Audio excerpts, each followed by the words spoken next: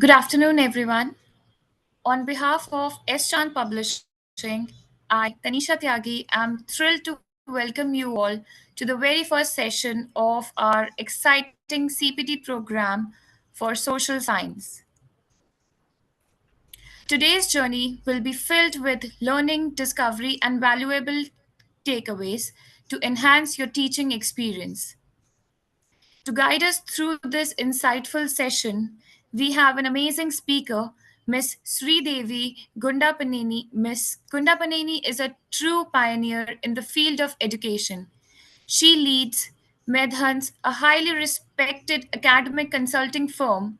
Her expertise is vast, having served as a trainer of trainers for both CBSE and Khan Academy. She is also a published author, having created educational materials for Macmillan and S. Chan Publishing, and notably consulted for Macmillan's Grammar Way series, showcasing her unwavering commitment to high quality education. Further, adding to her impressive credentials, Ms. Gunda Paneni is a fellow of the Fulbright Association USA and the International Leader in Education Program USA. Participants, we have a special treat for you today. There will be a quiz after the second session starting at 4:30 p.m. The winning participants will walk away with fantastic Amazon vouchers worth up to rupees 10,000.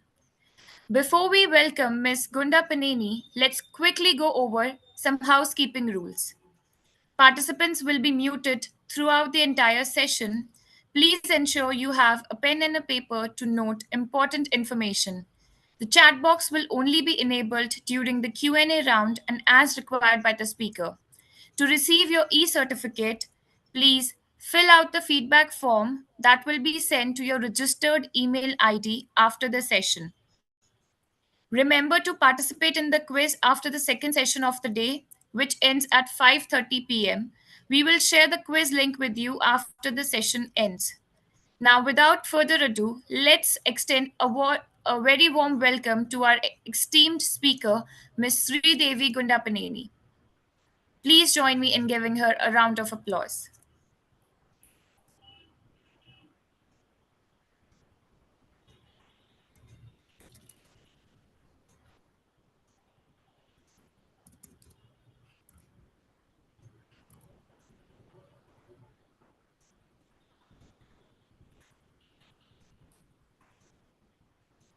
I think she just got disconnected. Give us a minute.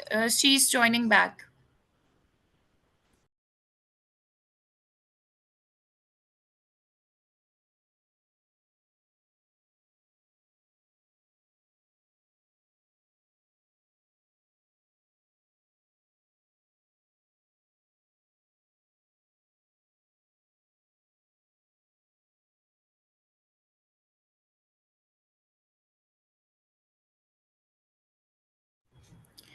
Participants,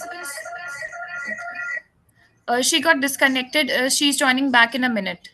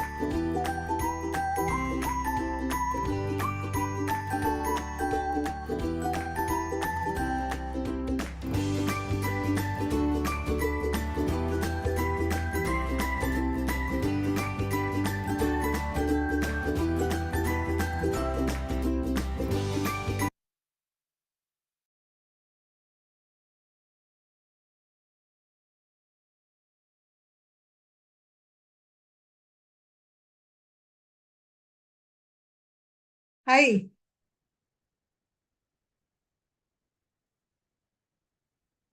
Anisha, you are on mute. Okay. Hi, ma'am. Am I audible? Yes, you are. Okay. How come I'm not visible properly on this?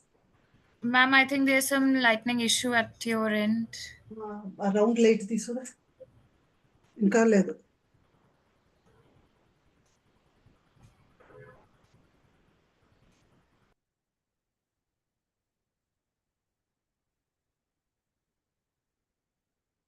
Around తీసుకురా తీసినట్టు వస్తుంది just for లో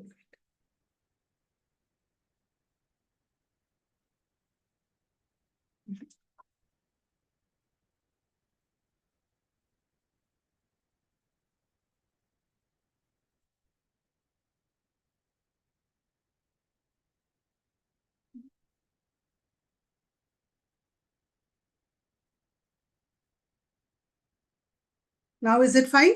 Or do you Yes, need ma'am. more lighting? No, it's fine. It's perfect. Okay, I'll put the background. Yeah, it's there. Oh, it's there, no? Oh, yeah. Yeah. Now you Yes. can you can start with your presentation. You can share your screen. Okay, give me a minute.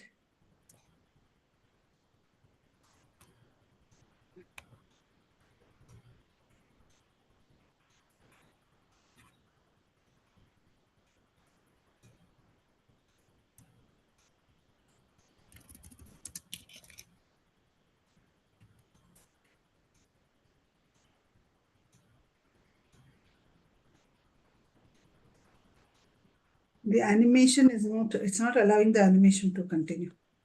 Anyway, let's see. Yeah. So, video.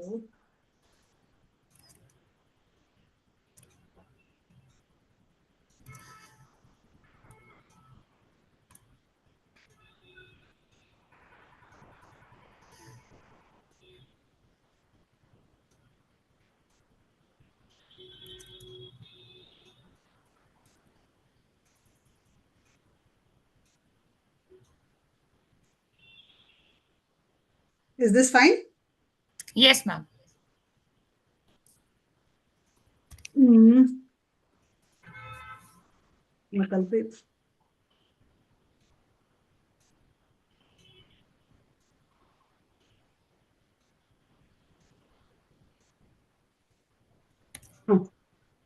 So,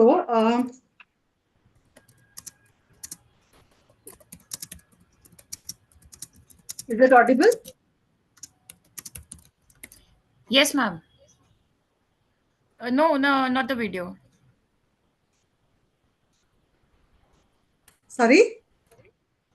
Ma'am, your video is not audible. The one which you are playing. It's There's not no. audible or it's not visible? It's not audible. It's visible but not audible. The sound is not there. Let me share again. You need to share with audio on option. Yeah. I did that only.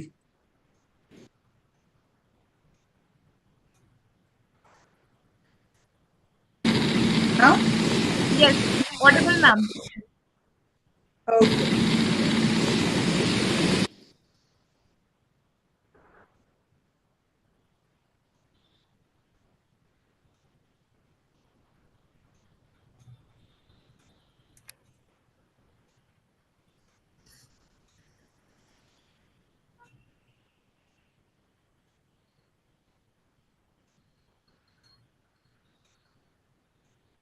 That's it.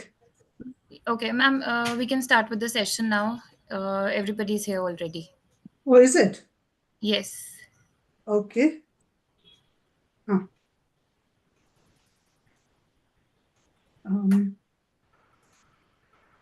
Let me put the timer. You want 1 minute, right? 1 minute. No. We have done that. You can start with the presentation now. Okay. Give me a minute. 1 hour, no? Yes, ma'am. Yeah. Okay, then. You just want me to address them or how is it? Yes, you can start with your presentation, right? Okay.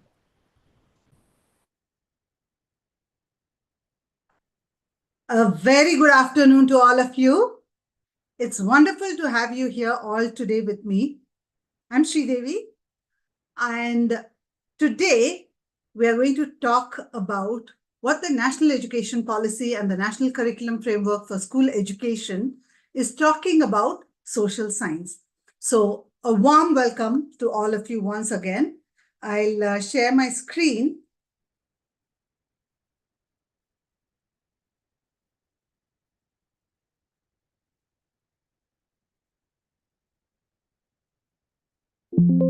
So today we are looking at navigating NCF 2023 for enriching social science education. And one question I would like to ask all of you is, how many of you have read the National Education Policy or the National Curriculum Framework? It's a 600-page document, but for social studies, of course, you need to read the whole document, but for social studies, it is only pages 320 to 352. So you just have 33 pages to read. And my earnest request is, as teachers, let's understand what our curriculum expects of us, be it any subject. And for social studies, it's only 33 pages. Please go through it so that we know what we are expected to do in the class. If you look at this is also from the National Curriculum Framework. So social science encompasses everything that has to do in the world. Let me share this video with you.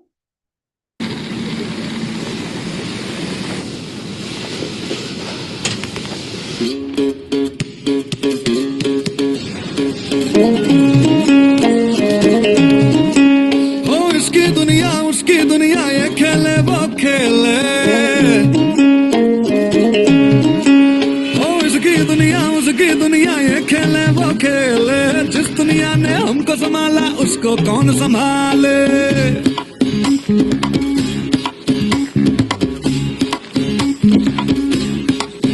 दुनिया किसके हवाले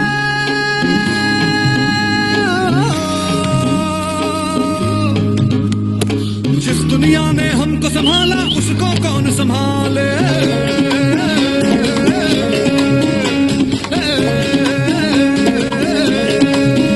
इसको सौंपे उसको सौंपे जिम्मेदारी से पल्ला झाड़े अब मैं संभालू या तू संभाले हुआ है इसका क्या संभाला उसको कौन संभाले दुनिया किसके हवाले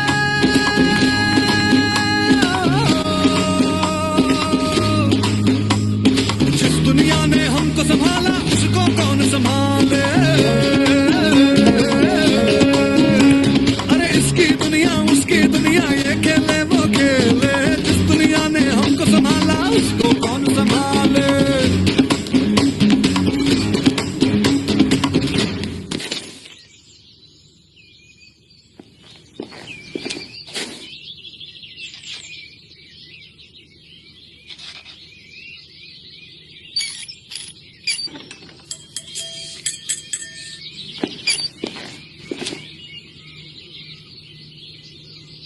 दुनिया अपने हवाले दुनिया अपने हवाले दुनिया अपने हवाले दुनिया अपने हवाले दुनिया अपने हवाले दुनिया अपने हवाले दुनिया किसके हवाले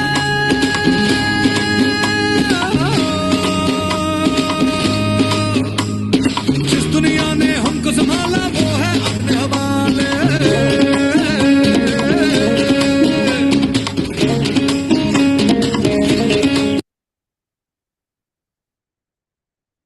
So I always get tears in my eyes when I watch this video. Passing the buck, isn't it?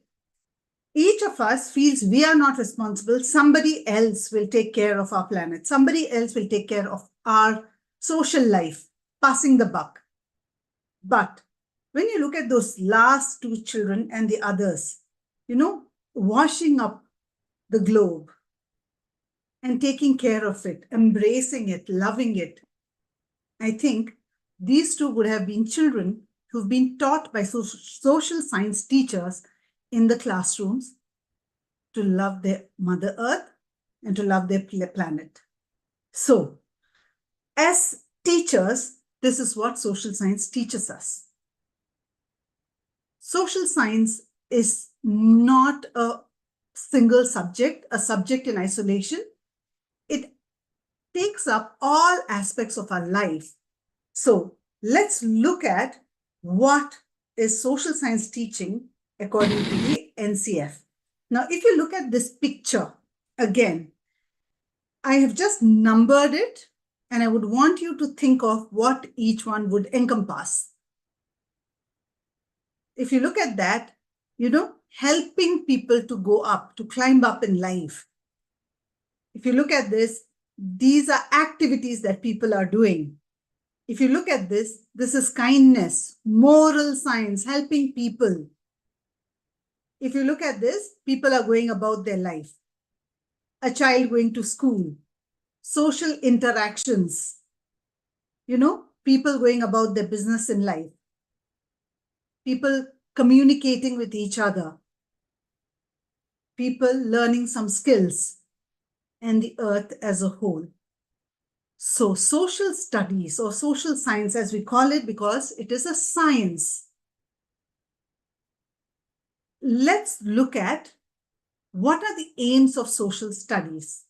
The aim is that, and the purpose. The bold ones are the aims, and the ones which follow are the purpose. Is the purpose of social science, or teaching how to teach. Understanding how society functions is the aim, and the purpose is learn about the society in which they live. Many children in the classrooms ask, why social science?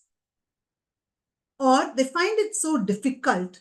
The reason is they don't understand the purpose. It's to learn about the society in which we live, to understand the origin of the society, our ancestors, their culture, their neighbors. And when you understand, for example, I'll just give you one anecdote.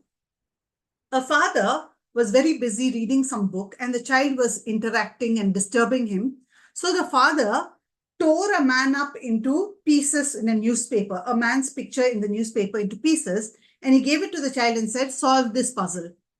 And within minutes, the child solved it and gave. And the father said, how could you do this? It's difficult. The child said, behind is the picture of the earth. And when I put together the pieces of the globe, I could find the man. So when you find your origins, your ancestor, you're proud of your culture that you've inherited, you're compassionate with your neighbors, you consequently understand yourself. And that is what social science, the purpose of social science is.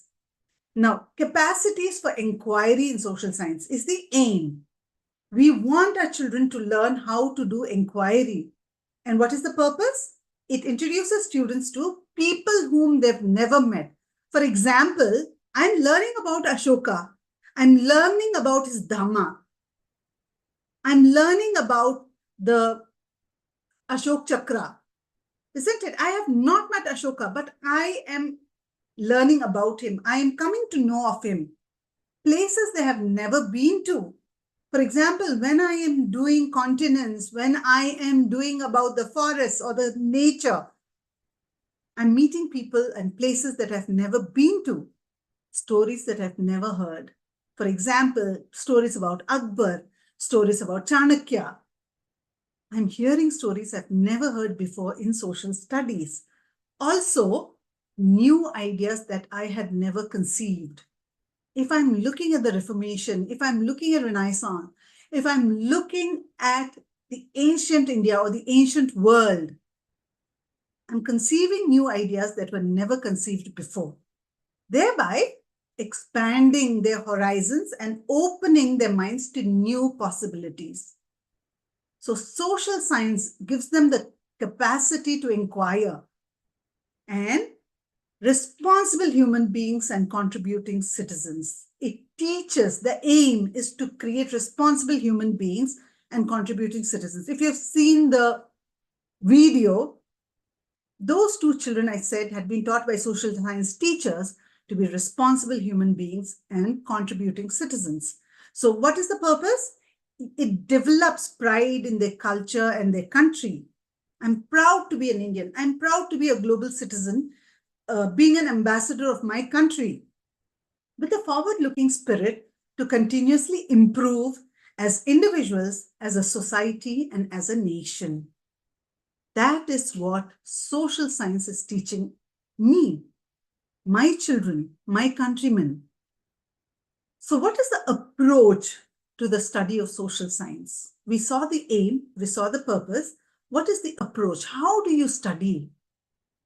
Please look at the bold words. To develop an interdisciplinary perspective rooted in disciplinary knowledge. Look at the oxymoron, the contradiction. Interdisciplinary perspective rooted in disciplinary knowledge. So, social science is the root of all the other things that will happen in society. So, it is interdisciplinary. It talks about physical aspects of the world. It talks about the chemical things that can happen, but it is very disciplinary in its approach because it enhances the students' understanding of social processes in a holistic manner, not in silos, not in isolation, in a holistic manner. The teaching of social sciences must adopt methods that promote creativity. Now, if you look at the Bloom's taxonomy, creation is the highest aspect. So it helps us adopt the methods to promote creativity, aesthetics, and critical perspectives. These are what, as teachers, we need to focus in the classroom when we're teaching social science so that our children are enabled to draw relationships between past and present. Many children ask, this very famous English quote, let bygones be bygones. Why study history? But unless you study history, you will not be able to make, sense of what is happening now. For example, when we study about World War I, one of the failures that led to World War II was the failure of the League of Nations. Just one of the aspects. So the UN was born. Today, when you're looking at the world, what do you see? Is the UN taking the path of the League of Nations? Is the world again on the verge or the cusp of another war?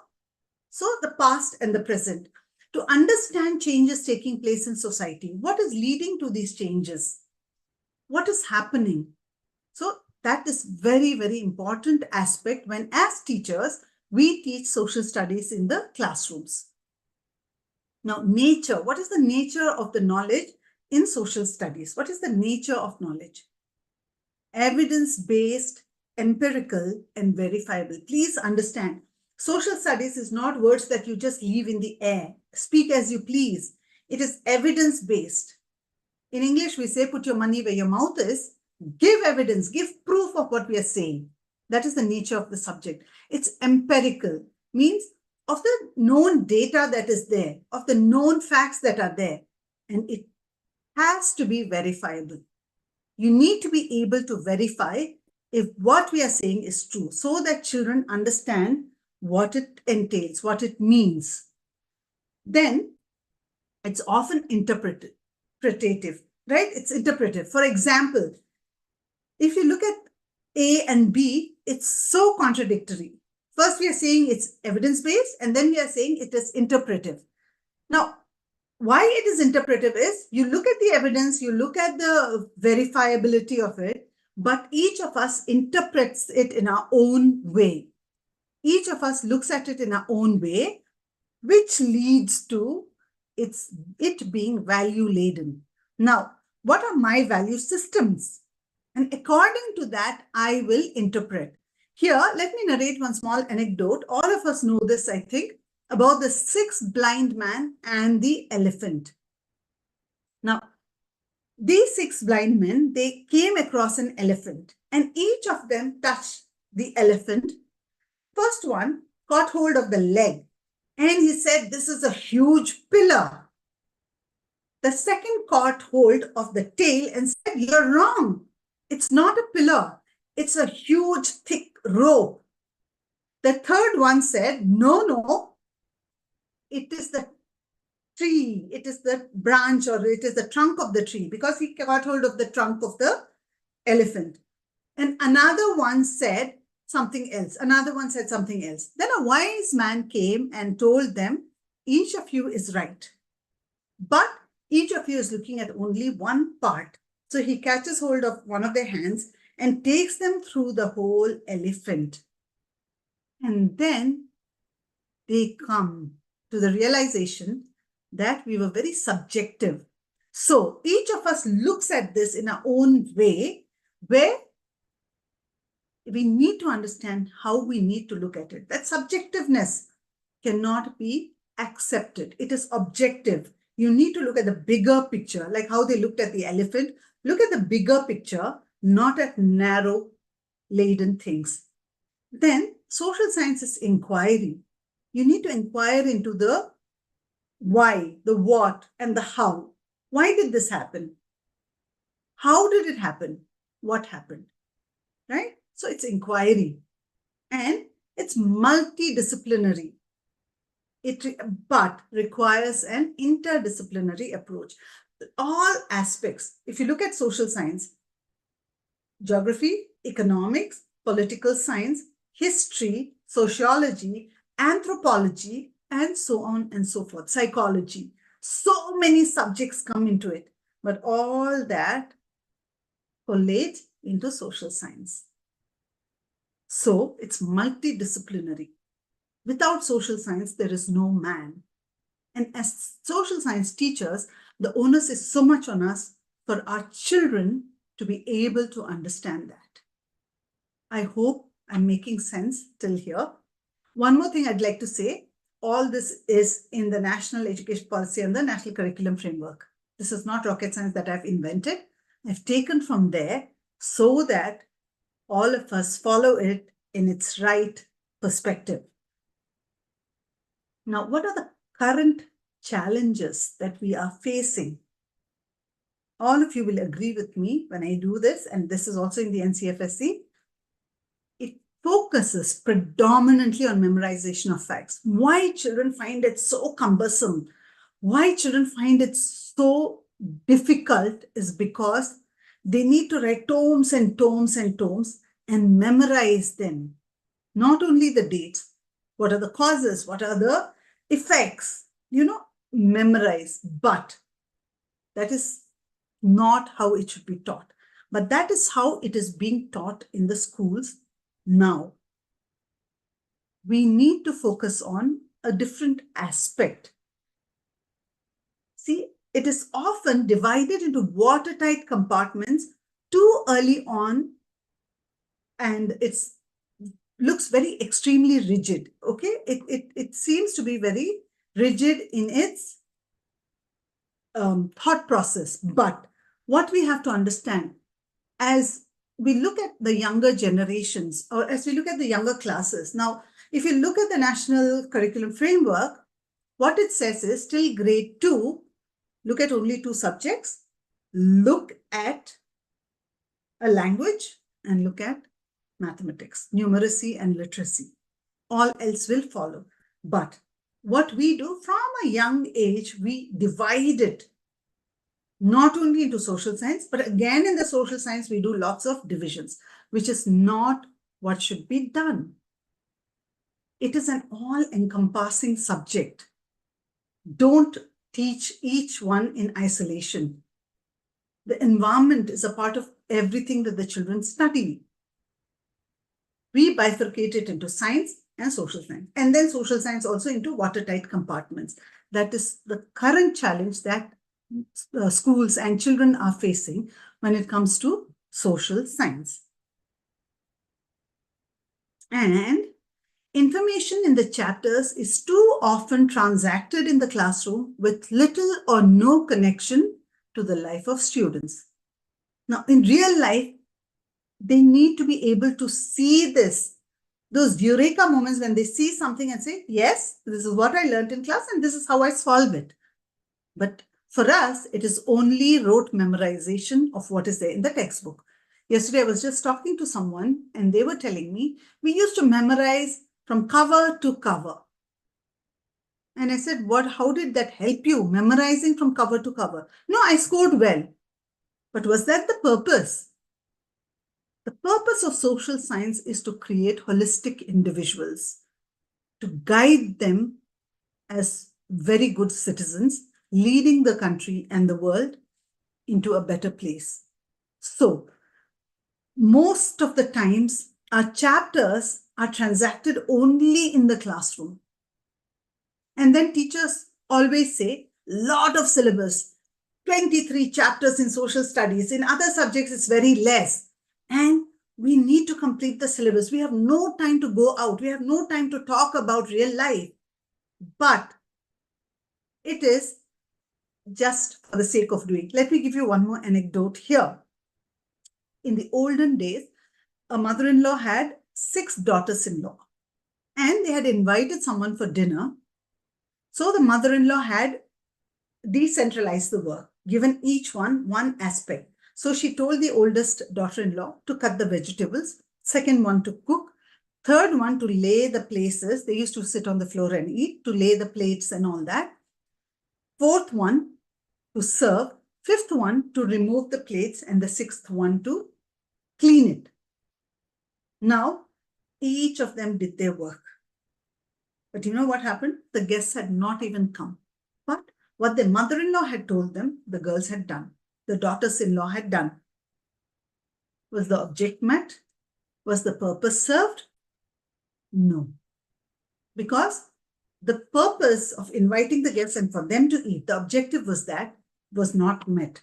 But did anyone falter in their profession or in their work? No. Each of them did exactly how the mother-in-law had commanded them.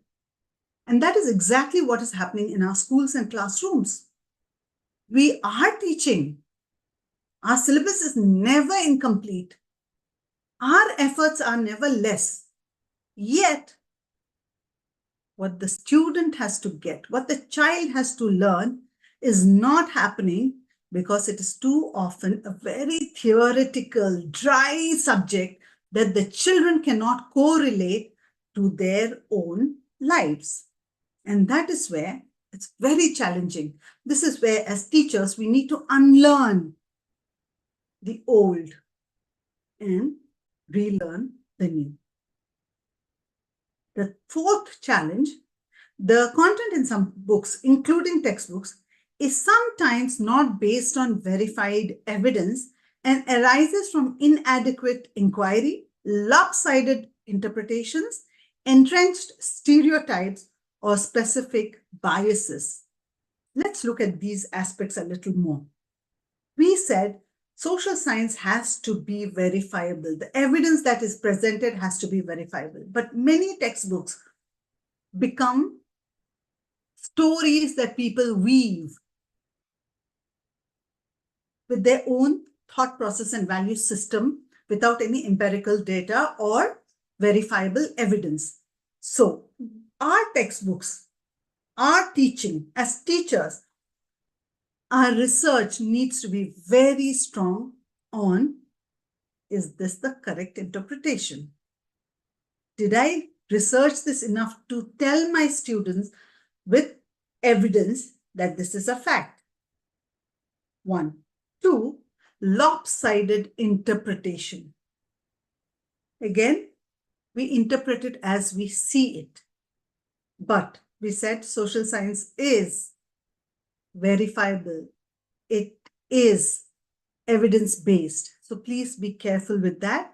Next, entrenched stereotypes. Our own subconsciously how we are brought up, how we were taught, and how we are teaching. Now, what happens? Many times, if you ask children for examples of what does your mother do? Mother is at home, or mother is cooking. Father is going to office. These are stereotypes, not true today. The world has changed. Or specific biases, depending on our culture, depending on our family environment, we have these biases, which we also interpret into teaching in the classroom, which we as teachers need to be very, very cautious. Am I being subjective? Am I being subconsciously what I am? Is it being shown in my classroom? Or do I have that looking at it from an objective distance and giving the right interpretation of how it should be interpreted? That concern, is what will come only when we are prepared, only when we plan our lessons properly and question our own thoughts and biases.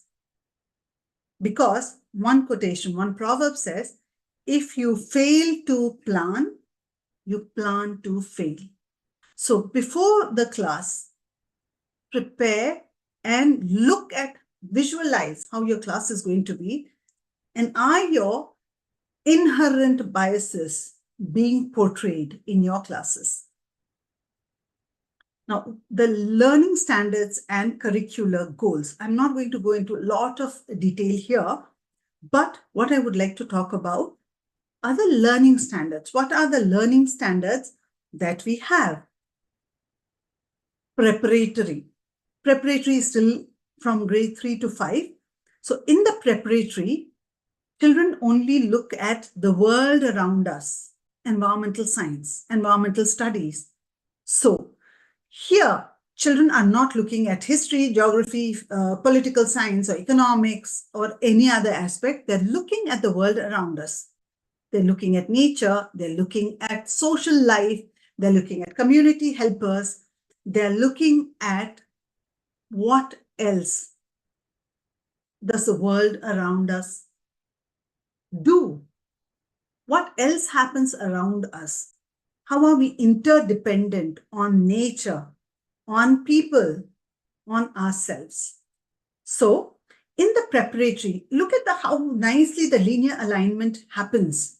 In the preparatory, we begin with the world around us, appreciating people, appreciating nature, appreciating relationships, appreciating everything, how people are helping us, learning compassion, learning empathy. So we begin with this, with the preparatory. We go on to the middle stage where observation, data collection, understanding of complex conceptual structures. So even here, the subdivision of subjects or history, political science, geography, and economics does not happen. Here, it is still social science, but what are we supposed to teach children? In the middle stage, we are supposed to teach them observation, data collection, understanding of conceptual structures. What is the concept? What do they need to look at or observe as they're studying history or whatever the chapter is? What is it that they need to observe? How do they collect data or the empirical evidences?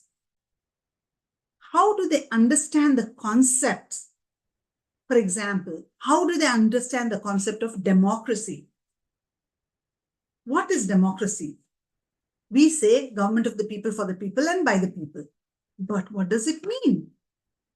How do they understand it in its concept? Or if you're looking at the history, what did Ashoka do? What was the Mughal Empire all about? What was the first Battle of Panipat? What was the impact of that Battle of Panipat? The first invasion that was happening. Of course, Mohenjo-daro, Harappa, Aryan invasion did happen. But in the modern world, this is where in the Middle Ages, this is where we had the invasions happening. The diverse culture that was being opened up to us as kingdoms.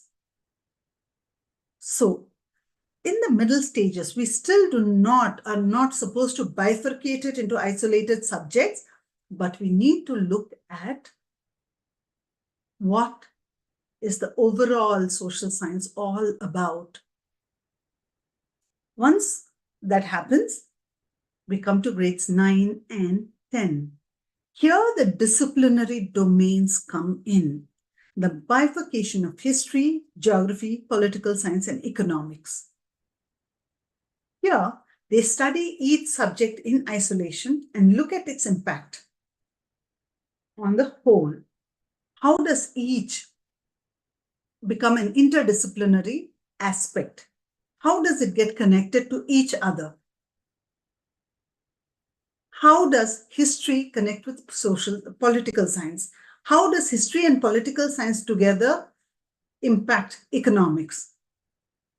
How does geography play a role in the dissemination of culture from one place to the other? How does geographical aspects impact the economic developments? Or how does the economic development impact geography? You know, everything is transdisciplinary. So here they study each subject in isolation. They also look at the interconnectedness. And this is where we lay the foundation for grade 11 and 12. And what happens in grades 11 and 12? They get adequate knowledge till now to make informed choices. So what they have studied in preparatory, middle stages, and grade 11 and 9 and 10 helps them get the knowledge to decide, I love history. I am going to take up history in my 11th and 12th. Or I'm not so fond of history, but political science, oh my God, those concepts, the way countries are being led or were led really, really inspires me. I would like to take up political science or geography or even economics. What you do in 9 and 10 or 6, 7, 8 or grade 3 to 5 helps students make an informed choice, because till grade 10, they're tasting. These are starters, appetizers. It's whetting their appetite to know more. And once they know what they like, they've tasted everything, now they have understood, I love this the most. And so they will take up specialized subjects. Maybe in grade 11, they would like to take economics, political science, and maybe accountancy or math. Or maybe they'd like to take history, psychology, and sociology, or anthropology instead of sociology, you know. So till grade 10, as teachers, we need to show them everything that is there. Everything, not what we are passionate about, but what we want them to be passionate about, what we want them to be exposed to, so that they make an informed decision of choosing the subject. So these are the learning standards. There are a lot of curricular goals. In the middle stages, you have a different set of curricular goals, which again are aligned to the grade 9 and 10 curricular goals, which talk about what each aspect is supposed to be about. Let me share that with you. Give me a moment. I'm stopping the sharing, and I will share once again with you so that we understand what are the curricular goals. Let me just look at the curricular goals and share them with you.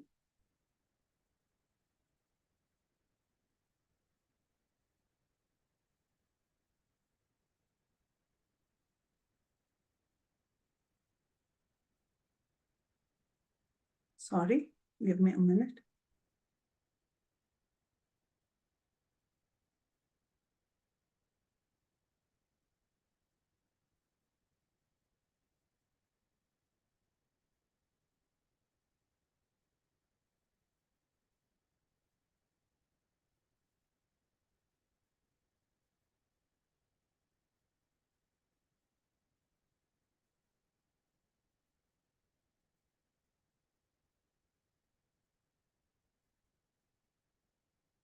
So the curricular goals and competencies from the lower level to the higher level. So as I said, my world, my environment, the world around me. So it explores the natural and social environment in their surroundings. I have already said this. So what are the expectations that they explore? They look at nature, they look at the environment and their surroundings. Then understand the interdependence in their environment through observation and experience. Please understand this, observation and experience. It is not inside the classroom that you can show this. They need to observe, they need to experience it. Explains how to ensure the safety of self and others in different situations. How do I ensure this?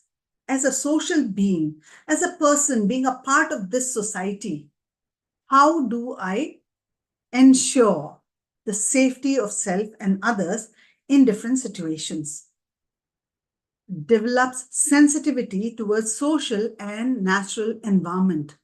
We saw this in this video, right? The sensitivity, everyone was kicking the globe, throwing it off to someone else because it's not mine, not my responsibility. Someone else can take care of it while I abuse it, while I use it to the optimum. But if we as teachers teach our children to be sensitive towards social and natural environment, you see Michael Jackson also in that, right? A replica of Michael Jackson. Heal the world. There are people dying. If you care enough for the living, make it a better place. That's what Michael Jackson said in his song. And that's what we need to develop in our students. Sensitivity towards social and natural environment. Develop the ability to read and interpret simple maps. We already looked at the picture as given in the NCF. Children were interpreting, were looking, observing, watching the map, right? So that is one aspect. Uses data and information from various sources to investigate questions related to their immediate environment. What is the world coming to? Why is it coming to this stage? Many times, all of us live in this world where, as parents, as teachers, we say, we were not like you. We were not like you. We didn't behave like this. But how? What are our expectations? What is the information that we are giving them to help them investigate questions related to the immediate environment? For example, the Arctic ice is melting. What will be the impact? Rise in water level. And so many cities and towns getting inundated, disappearing under this water. So Arctic ice is melting somewhere, but somewhere else the impact is going to come. So what are the investigative questions? What are the sources they need to investigate so that they look at the immediate impact on their environment? Very, very important for us to put this as our curricular goals and competencies. Then, children make sense of the world around through observation and logical thinking. Why? How? And how can I solve it? How do I change it? How do I bring about a change that will help my fellow beings? How? Thinking. How? Why should it be like this? Why not like that? This is what we need to look at in social science.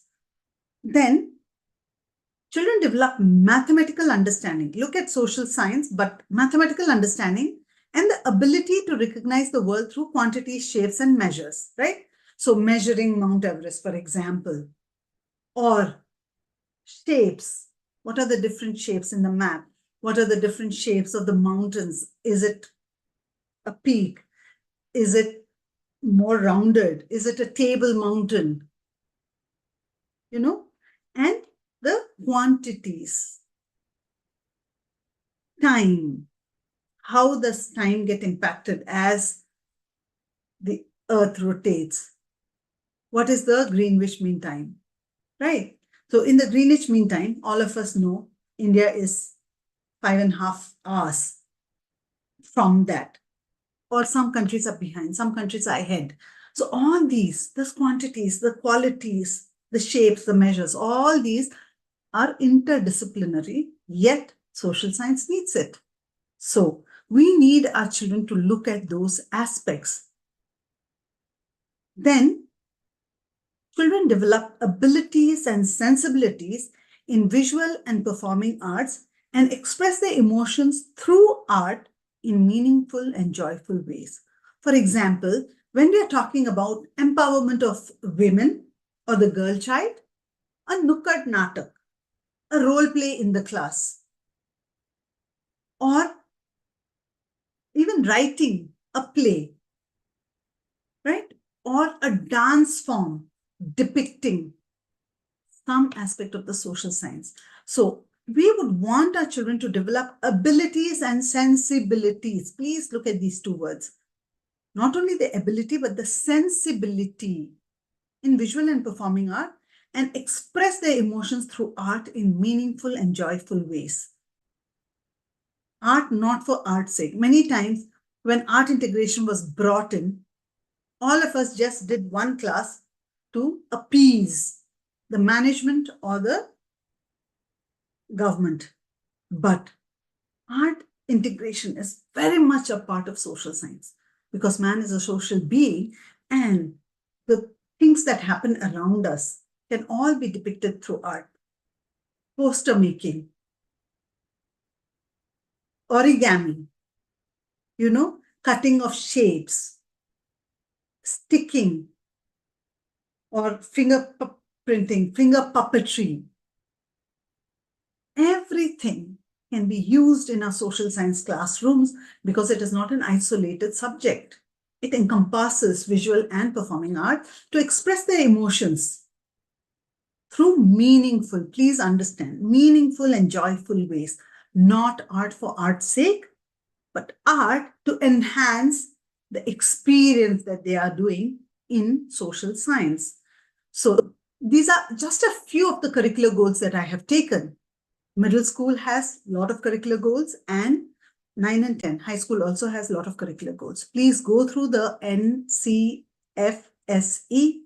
2023, page 320 to page 352. All these are a part of that. What are the pedagogical considerations?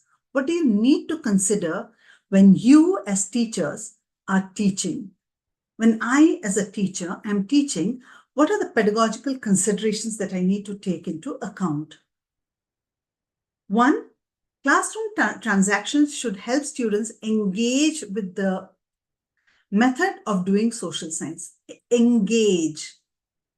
Students' engagement. In our classrooms, many, I'm not saying all, but many of our classrooms is teacher-centered classroom. The teacher is the sage on stage, a jnani who is giving his gyan or her gyan. But our classrooms need to be student-centric classrooms where students engage with the method of doing social science. They engage with the method. When I do teacher trainings, I tell my teachers, STT, TTT. TTT should be 20%, means teacher talk time. STT, student talk time, should be 80%. That is an engaged classroom. Teacher is prompting, eliciting, facilitating, not a sage on stage. We are guides by the side. We need to be a part of their discussions, pushing it in the right path, but not we taking it forward. We are helping the children. We are pushing them from behind to go forward. A very, very important aspect. The next part, classroom teaching should inculcate an awareness and appreciation of normative concerns. So, inculcating, you need to create that awareness and appreciation of the concerns in the world around them. How do they become aware of environment degradation? How do they become aware of the degradation in democracy itself? How do they become aware of ways and means to overcome these problems? How do they appreciate what is there and what it can be? We have been talking about multidisciplinary thinking, so should be encouraged and supported. Please allow them not to look at isolation. How is history impacting the politics? How is politics impacting the economics? All these are multidisciplinary. And how is it supported by evidence? What data are they looking at? What proofs are they accumulating to say what they're saying? A social science classroom should be a place for contesting ideas. Remember Galileo? The church believed that the earth was flat and they preached that. When Galileo contested that idea that the earth is not flat, it is round, there was an uproar. Our children need to have that risk-taking capability to contest, to debate, and to argue, but please remember, with empathy and care. Because what someone else would have said, what we believed in, you cannot criticize that. You can critique it, QUE, critique it, don't criticize it, but with empathy and care. The world will only, in fact, one quotation that I would like to use is, change is the only constant. So ideas will change. It is in the social science classroom that we need to teach how they contest these ideas with empathy and care. Facts and concepts in social science should be made relevant to the students' context and experiences. So all the facts and concepts that we are giving in social science should be made relevant to the students' context, to what they can assimilate from around them, what they can grasp from around them and their own experiences. It cannot be that it happened then, but I can't explain how it happened. Do a role play. Do something where they understand and can feel it. Concepts in social science need to be clarified with adequate depth and rigor. The onus is on the teacher to clarify, to help, to ask them to find out more, get into the depth and the rigor. The opportunity to engage with various social, political, and environmental matters, expose them, help them explore, open them up to what is happening in their world and the world around them. Then, the last pedagogical consideration, authentic tasks or performance-based tasks. As teachers, we need to give them not a project for project's sake where they buy and come or they get the parents to do, but they themselves are researching. They themselves are performing these. They are using their ideas and collaborating with their friends to do this. This is where your classrooms become transformed classrooms. Classrooms where students are engaged. They are responsible for their learning. What are the pedagogical strategies we need? Yes, Tanisha? Yeah, ma'am, actually, we are running behind time. It's already 4:14, and we need to wrap up soon because your next session will start at 4:30, and we need to give a breather for 5-10 minutes to the participants. Definitely. Yes. Okay. Let's look at the pedagogical strategies. Inquiry. We already spoke about this. We need to be inquirers, inquiring, asking why. Issue-based learning. Don't just teach them for teaching's sake, but get into issues which are in the textbooks and in the world around them. Conversations. Your classroom should have conversations, discussions, and debates. We already discussed this. Role plays and simulations. We already discussed. Community service and field excursion. Unless we expose them to community service, to how they can be contributing members to the society, and go on field excursions, they will never understand and experience it. Right? Reflective essays. They've gone and done a community service. Let them reflect on it. Let them write on how they felt, what else could they have done, and what else would they like to do. Project work, we already discussed. Some specific opportunities for projects to create models and artifacts. Help them create models so that they look at the impact. They look at how this could happen. And materials and resources for the content. Textbooks, of course. Digital material. Today, the world is at a click of a button. You can find a lot of material. Maps and atlases, literature. In fact, in grade 9 or 10, we have a chapter called novels.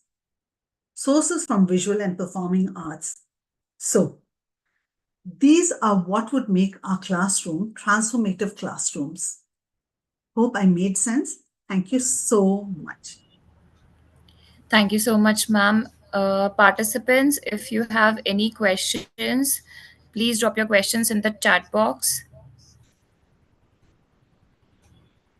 We can take one or two questions if you have any.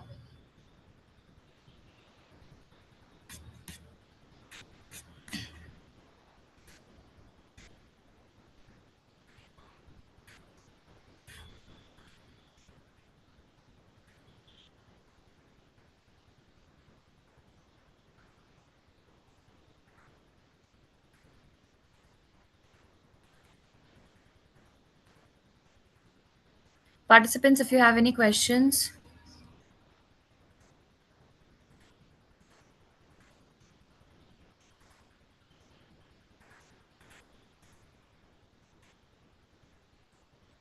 Someone has a question here. How does geography shape the history of a place? Okay, yeah. Yes. So, how does geography shape? For example, till the Silk Route came in. Okay, when the Silk Route came, we all could barter, take our spices, our silk, silk from China, sell it in Europe. Europeans came to India for that. And when the Europeans started coming, when navigation came in, geographically, when the sea routes opened up, India got colonized, shaped the history of this country, right? So, as I said, social science is multidisciplinary. Geography, history, everything goes together. I hope this helps you. Thank you so much, ma'am. The chat box is filled with positive feedbacks only. So it's hard to find any question there. So, yeah, I think we should wrap up now. Thank you so much, ma'am. What a powerful presentation. We are all incredibly grateful for your insightful and thought provoking session on navigating NCF 2023. Your expertise and passion for innovative pedagogy were truly inspiring. A big thank you to all the participants. Your active engagement and insightful contributions made this session truly enriching. Participants, please stay tuned for our final session starts at 4:30 p.m. Join us for an exciting quiz with amazing prizes up to rupees 10,000. Once again, a heartfelt thank you to Miss Sri Devi Kundapaneni for sharing your expertise and inspiration. And to all attendees, thank you for your enthusiasm and commitment. This dialogue doesn't end here. We look forward to continuing this conversation in our upcoming CPD initiatives. Thank you so much. Thank you, ma'am. We'll see you at 4:30, ma'am. We'll start the Yes. session at 4:30. See you all at 4:30.